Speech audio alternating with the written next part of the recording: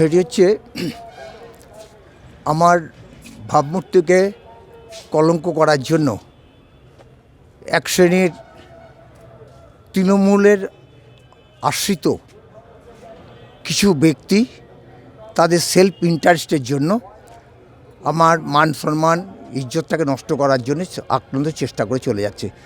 Actually কারণটা আমরাও জানি না, ঠিক আছে। আমার অ্যাকচুয়ালি তো বাবার তো এমনি একটু শরীরটা খারাপ, লাস্ট 7 দিন ধরে একটু জ্বরও ছিল, বাড়িতেই ছিল। হঠাৎ করে আজকে সকালবেলায় শুনছি নাকি পুলিশ এসেছে এবং ওনাকে ডেকে পাঠিয়েছে, নিয়ে যাবে আর কি, অ্যারেস্ট করবে।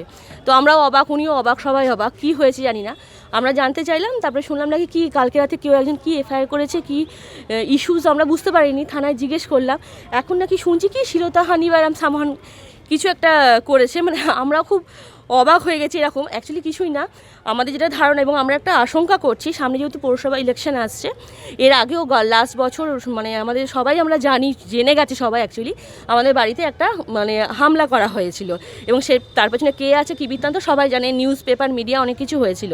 আমাদের এখন আশঙ্কা এরপরে বাবার প্রাণহানির একটা ভয় রয়ে যাচ্ছে এবং তৃণমূলের একটা অংশ এটা পুরো প্ল্যানফুলি এটা করেছে। এবং এখানে আমি আর একটা কথা বলতে চাই, কালকে রাতে আর একটা ঘটনা ঘটেছে। আমাদের বাড়িতে যে ছেলেটি কাজ করে আর কি থাকে, তো সেই ছেলেটি আমাদের তেলগড়িয়ার ধারে ওখানে চা খেতে বেরিয়েছিল।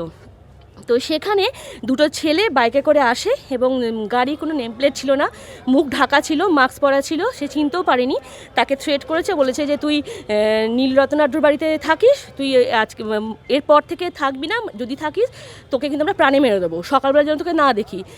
কালকে রাতে হঠাৎ করে যাতে মোটামুটি 2:47 নাগাদ আমার কাছে ফোন আসে আমার বাড়ি থেকে, যে আমাদের বাড়ি অন্যান্য আমার যারা বৌদিরা আছে ফোন করে বলে যে ওই ছেলেটির, ওর নাম বাপ্পা, ও বাড়ি চলে গেছে। আমি ফোন করে বললাম কী হয়েছে এত রাতে, বাবার জ্বর আমি জানি। তো তারপরে বলছে নাকি এরকম ওকে থ্রেট করেছে, ও ভয়ে চলে গেছে। দেখুন, আমার সাংবাদিক বন্ধুদের কাছ থেকে আমি জানতে পারলাম যে প্রাক্তন চেয়ারম্যান বহরমপুর নীলরতন আঢ্য মহাশয় অ্যারেস্ট হয়েছেন একজন মহিলার অভিযোগের ভিত্তিতে, এবং সেই মহিলা অভিযোগ করেছেন শ্লীলতাহানি, তাকে ফোনে নাকি অশ্রাব্য ভাষায় কথাবার্তা বলা হয়েছে।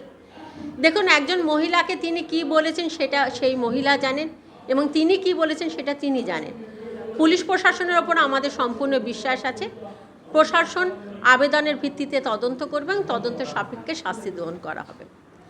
এখানে সত্যতা প্রমাণিত হলে নিশ্চয়ই যে মহিলা অপমানিত বোধ হয়েছেন, আমরা চাইব নীলরতন আঢ্য তার কাছে ক্ষমাপ্রার্থী হন এবং পুলিশ প্রশাসনের পক্ষ থেকে তার ব্যবস্থা নেওয়া হোক। কিন্তু সবচেয়ে আশ্চর্যজনক ব্যাপার যে উনি তার নিজের কথা, নিজের বানানো কথা থেকে হঠাৎ করে তিনি তৃণমূলের ওপর দোষারোপ করে উঠলেন। কিন্তু তৃণমূল এখানে আসলো কোথা থেকে আমার ঠিক জানা নেই, কারণ যে মহিলা আজকে আবেদন করেছেন তিনি আমাদের তৃণমূল করেন না। সুতরাং স্বাভাবিকভাবে কি ঘটনা ঘটেছে সেই ঘটনার মোড় ঘোরাবার জন্য প্রাক্তন চেয়ারম্যান আজকে বর্তমান সরকারের ওপর দোষ দিচ্ছে। আমার বিশ্বাস তদন্তের পর জল জল এবং দুধ দুধ সেটা পরিষ্কার হয়ে যাবে।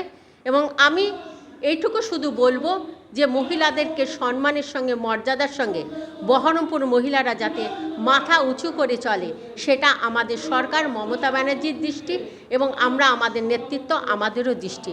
আমরা চাইব সর্বোপরি সত্যতা বিচার করে যথোপযুক্ত শাস্তি প্রদান হোক এবং ওই মহিলার এই বক্তব্য যদি সত্য প্রমাণ হয়, তার পাশে আমাদের বর্তমান সরকার এবং আমাদের দল সর্বোচ্চভাবে তার পাশে আমরা রয়েছি।